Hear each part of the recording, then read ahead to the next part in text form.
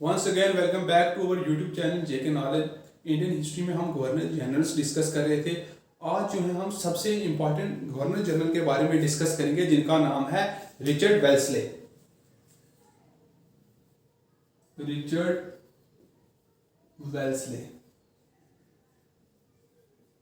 Richard Wellesley के बारे में हम आज डिस्कस करेंगे। रिचर्ड वेल्सले इनका रेंज रहता है 1798 से लेके 1805 तक और एक इंपॉर्टेंट गवर्नर जनरल है।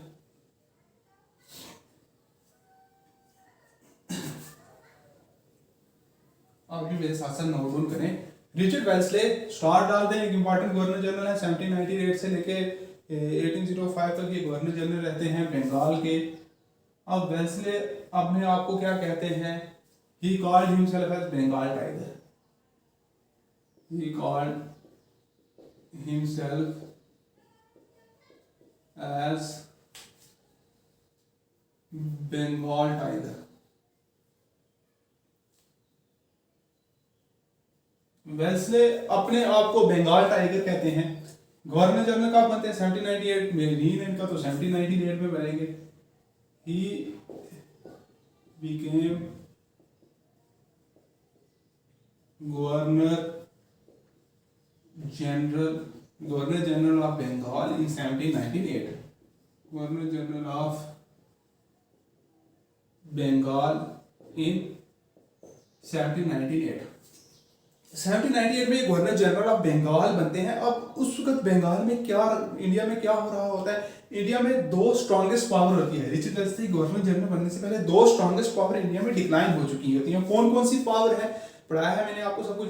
एक मराठास और दूसरी कौन सी थी? Mysore. By 1797 two strongest Indian powers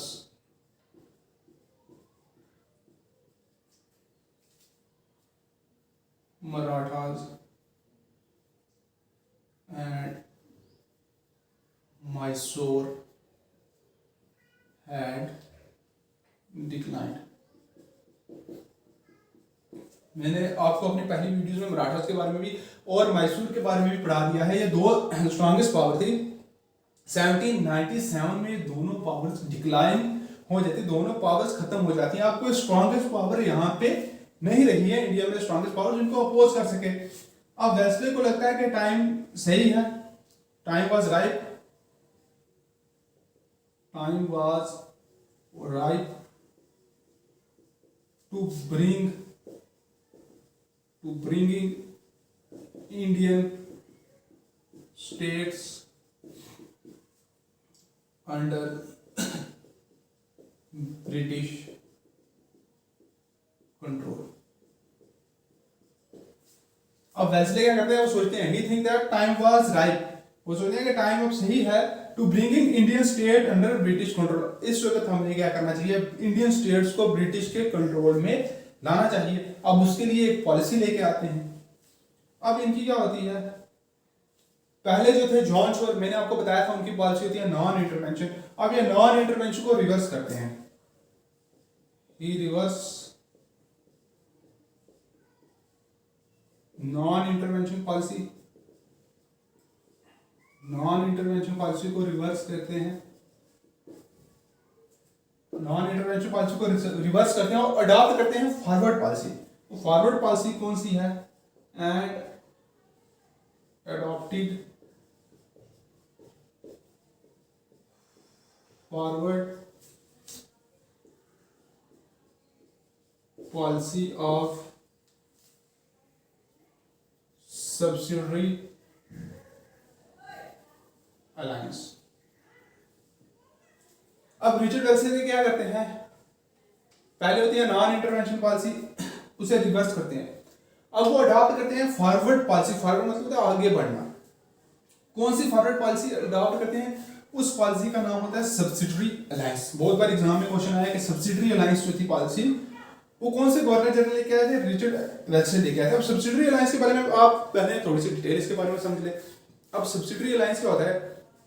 इस पॉलिसी के तहत जो भी उनकी अलाइंग स्टेट होगी, जिस स्टेट के साथ ये पॉलिसी साइन करेंगे, अब वो स्टेट क्या करेगी, एक contingent of British troop maintain करेगी अपनी स्टेट में मेंटेन करेगी और उसे सब्सिडी पे करेगी, मतलब ब्रिटिश ट्रूप को सब्सिडी पे करेगी और ब्रिटिश ट्रूप की हेड जो होंगे वो ब्रिटिश ऑफिसर होंगे। अब उनको सब्सिडी पे करेगी और ब्रिटिशर्स को ट्रिब्यूट पे करेगी। अगर और जो ब्रिटिश होगी, ब्रिटिश अपने आप को कहते थे पैरामाउंट पावर, और जिसके साथ सब्सिडरी अलायंस करते थे उसे कहते थे प्रोटेक्टेड स्टेट। अब पैरामाउंट पावर की ये ड्यूटी होती थी कि जो प्रोटेक्टेड स्टेट है, जो सब्सिडरी अलायंस में उन्होंने लिखा हुआ था कि वो प्रोटेक्टेड स्टेट को प्रोटेक्ट करेगी बाहर के हमलों से और उसके अंदर इंटरनल पीस बनाए रखेगी। और उसमें यह होता है कि जो रूलर है वो तो ट्रिब्यूट पे कर रहा है, सब्सिडी पे कर रहा है पैरामाउंट पावर को। अगर रूलर फेल हो जाता है पैरामाउंट पावर को, अगर वो सब्सिडी पे नहीं कर पाता, तो उसकी टेरिटरी को ब्रिटिशर्स अनेक्स्ट कर लेंगे और उसकी टेरिटरीज के किसी पार्ट को ब्रिटिशर्स क्या कर लेंगे, अनेक्स्ट कर लेंगे। वही है सब्सिडरी अलायंस। आगे देखते हैं सब्सिडरी अलायंस क्या है। सब्सिडरी अलायंस,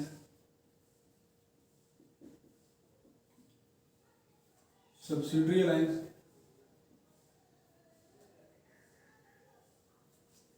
अब सब्सिडरी अलायंस क्या है? Under this treaty the allying state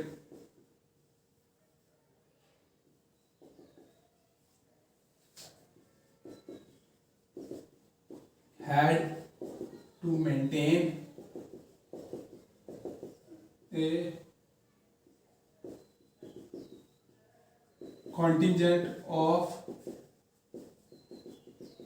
British troops in his territory, which was commanded by a British officer.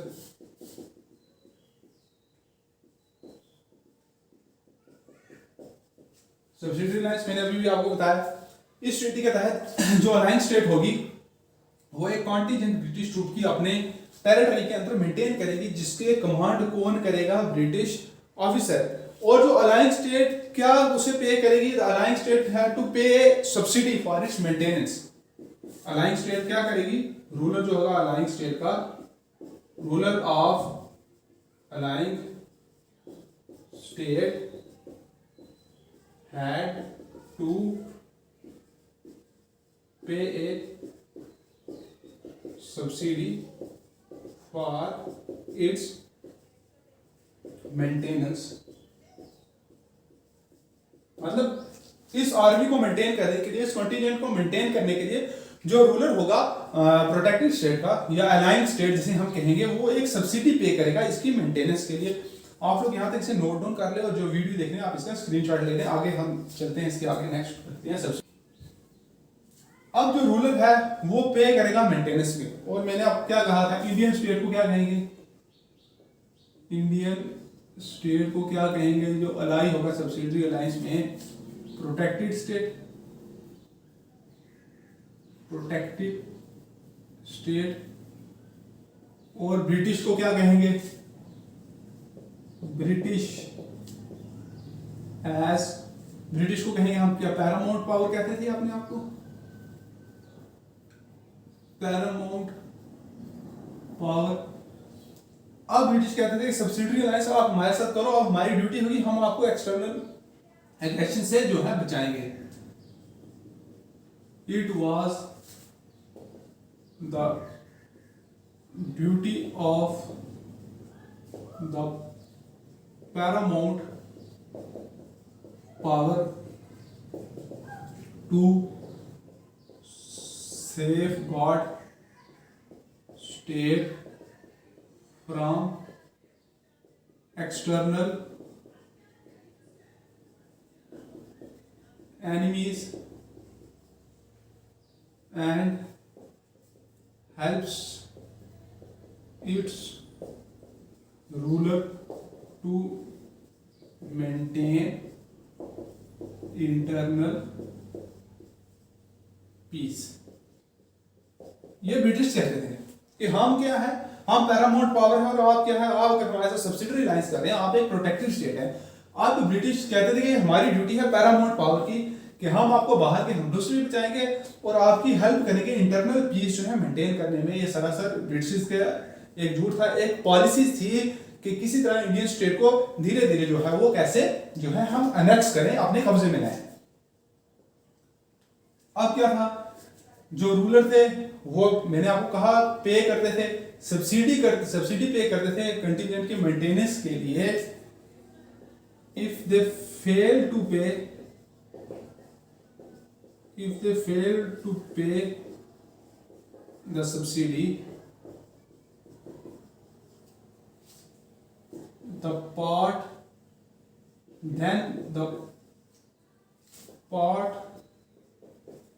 of the allying state was ceded by the Britishers. If they fail to pay the subsidy कौन pay करता था, protected state. अगर वो subsidy पे नहीं कर सके, उसमें फेल हो गए, जो उनकी स्टेट का पार्ट होगा उसे ब्रिटिशर्स क्या कर लेंगे, सीडेड कर लेंगे, मतलब उस पे जो है कब्जा कर लेंगे। अब और इस सब्सिडरी अलायंस में क्या था, बहुत सारे पॉइंट्स है सब्सिडरी अलायंस में। The Indian ruler was forced to appoint a British resident at his court। मतलब इंडियन रूलर क्या करेंगे सब्सिडरी अलायंस के अंदर, ये सब सब्सिडरी अलायंस के पॉइंट है। इंडियन रूलर क्या करेंगे, अपॉइंट करेंगे एक ब्रिटिश रेजिडेंट को अपने कोर्ट में अपॉइंट करेंगे। यहां तक आप नोट डाउन कर लें। अब इस सब्सिडरी अलायंस में और क्या था, इंडियन अलायंस अलाइंग स्टेट, जो अलाइंग स्टेट होगी did not negotiate with local rulers without the approval of the British। अब सब्सिडरी अलायंस में यह भी था कि जो एलाई स्टेट है, मतलब जो ब्रिटिश की एलाई स्टेट है जिसने उनके साथ सब्सिडरी अलायंस जो है वो साइन किया है, वो नेगोशिएट नहीं कर सकता लोकल रूलर्स से। मतलब लोकल रूलर्स के साथ वो कोई भी रिलेशन नहीं रख सकता बिना ब्रिटिशर्स की अप्रूवल के।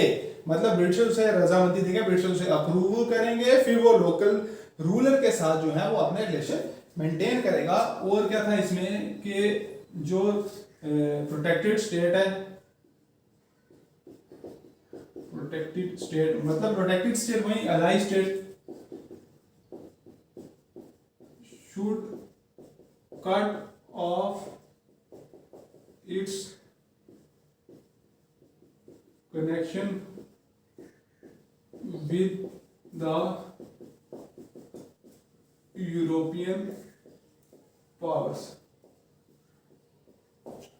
अब इसमें एक और पॉइंट था कि जो प्रोटेक्टेड स्टेट है वो यूरोपियन पावर्स के साथ अपने कनेक्शन, अपने रिलेशंस नहीं रख सकती। यूरोपियन पावर कौन सी, फ्रेंच, मतलब फ्रेंच के साथ, क्योंकि फ्रेंच इंग्लिश के एनिमी थे। फ्रेंच और इंग्लिश की मैंने आपको बताया है, फ्रेंच ईस्ट इंडिया कंपनी पढ़ाई थी, मैंने आपको उसमें बता दिया था कि फ्रेंच और इंग्लिश की कैसे जो है वो राइवलरी चल रही थी। अब प्रोटेक्टेड स्टेट क्या करेगी कि अपने कनेक्शन जो है यूरोपियन पावर स्पेशली मतलब फ्रेंच के साथ अपने कनेक्शंस नहीं रख सकती। ये यहां तक आपका था सारा subsidiary alliance.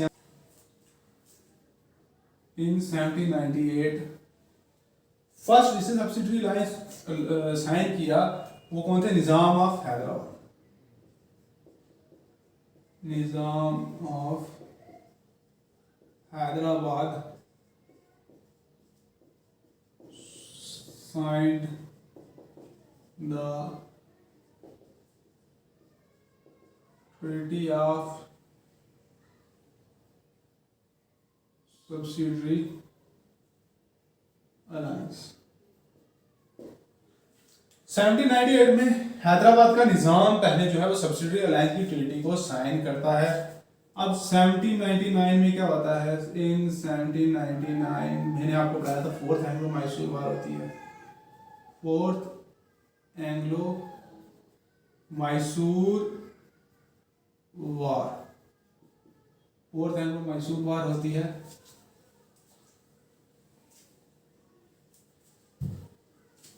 Fourth Anglo Mysore वार में होता है कि कुछ ट्रीटीज जो है कुछ टेरिटरीज जो है ब्रिटिश एनेक्स कर लेते हैं और कुछ टेरिटरीज जो है वो निजाम ऑफ हैदराबाद वो एनेक्स कर लेता है।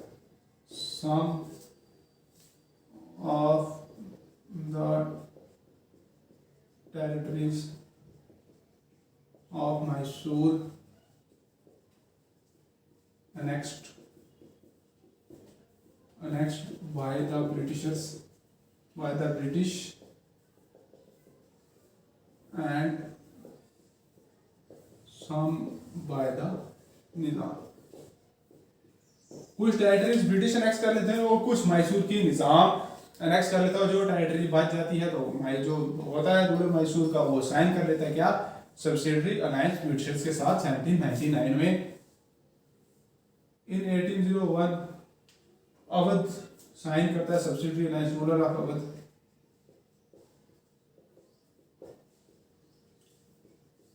Sign subsidiary alliance.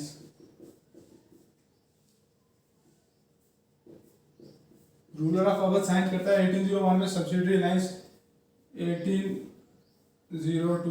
1802 में कौन करता है? Peshwa Bajirao second, Peshwa Bajirao second, ruler of Marathas, signed subsidiary alliance. 1802 में पेशवा बाजीराव सेकंड जो रूलर होता है मराठा का वो सब्सिडरी अलायंस जो है ऑलरेडी साइन करता है। मैंने आपको बताया था कि रूलर ऑफ मराठा, अगर आपने मेरी मराठा का लेक्चर देखा मैंने आपको बताया था वो जो रूलर है मराठा का वो सब्सिडरी अलायंस क्यों करता है? क्योंकि वो बाकी मराठा जी इसके अगेंस्ट होते हैं, इसलिए ब्रिटिशर्स के साथ मिलकर 1802 में सब्सिडरी अलायंस की ट्रीटी जो है वो साइन कर देता है। वेल्सले के टाइम में क्या होता है? इन 1802 fort William college was established to teach British subjects। 1802 में फोर्ट विलियम कॉलेज स्टैब्लिश होता है, ब्रिटिशर्स के लिए स्टैब्लिश होता है 1802 में फोर्ट विलियम कॉलेज। नेक्स्ट उसके बाद वेल्सले जो था रिचर्ड वेल्सले सब्सिडरी अलायंस इसने नहीं स्टार्ट की थी। इससे पहले जो सब्सिडरी अलायंस की ट्रीटी किसने फॉलो की थी? But Wellesley was not the pioneer of subsidiary alliance. Wellesley ही इसी का फाउंडर नहीं था सब्सिडरी अलायंस। उससे पहले रॉबर्ट क्लाइव भी था, फ्रेंच गवर्नर भी था। फ्रेंच गवर्नर कौन? French governor duplex also rented his army to native Indian rulers। Wellesley he subsidiary alliance की पॉलिसी यही नहीं फॉलो कर रहा था। इससे पहले जो था फ्रेंच गवर्नर डुप्लिक्स उसने भी सब्सिडरी अलायंस की पॉलिसी फॉलो की। वो क्या कर रहा था कि अपनी आर्मी को रेंट पे दे जाता था जो लोकल्स यहाँ के नेटिव इंडियन रूलर थे, और इस पॉलिसी को क्लाइव ने भी फॉलो किया था सबसे पहले। Same policy was followed by Clive. यही सेम पॉलिसी रॉबर्ट क्लाइव ने भी फॉलो की थी। सबसे पहले रॉबर्ट क्लाइव ने फॉलो की, उसके बाद फ्रेंच गवर्नर साथ डुप्लिक्स ने भी फॉलो की, और उसके बाद रिचर्ड वेल्सले ने। इसी के साथ आपका जो चैप्टर है, ये जो गवर्नर जनरल रिचर्ड वेल्सले को आज हमने जो है कंप्लीट किया। सब्सिडरी अलायंस मैंने बताया, सब्सिडरी अलायंस में क्या क्या चीजें थी, क्या क्या फीचर थे, उसके बारे में मैंने आपको बताया, और किस किस रूलर ने है जो सब्सिडरी अलायंस की ट्रीटी साइन की थी, वो मैंने आपको जो है बताया है। अब नेक्स्ट वीडियो में हम नेक्स्ट गवर्नर जनरल के बारे में डिस्कस करेंगे, और यही मैं आपसे कहूंगा कि मेरे चैनल को अगर वीडियो आपको पसंद आ रही है, पसंद तो आएगी, इतनी मेहनत करके मैं इतना बहुत आपके लिए जो कंटेंट लाया हूँ, रिलायबल सोर्स थे, तो मेरी वीडियो को पसंद करें, लाइक करें, शेयर करें, सब्सक्राइब करें, और बेल आइकन को दबाएं ताकि जो भी मेरी नई वीडियो आए उसका नोटिफिकेशन आप तक पहुंच सके।